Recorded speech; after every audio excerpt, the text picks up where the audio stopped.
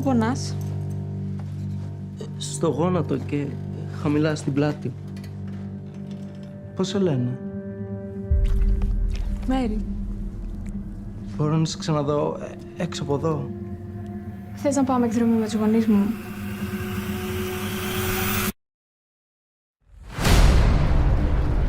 Θέλω να σε προειδοποιήσω. Οι γονείς μου είναι λίγο περίεργοι. Πού γνωριστήκατε, πες μου γρήγορα, δεν θέλω να νιώθω ότι την ελέγχουμε. Είναι πολύ σημαντικό για εμάς να είμαστε σίγουροι ότι μπορείς να την αγαπήσεις πραγματικά. Ότι δεν θα της κάνεις κακό έστω και άθελά σου. Έλα καλύτερα να κάνουμε κάποιες δοκιμές. Εγώ τους έχω συγχωρήσει. Για ποιο πράγμα τους έχεις συγχωρήσει? Θα δεις. Μα τι κάνετε? Ναι, δεν είμαστε πολύ καλά. Τι το έχετε κάνει!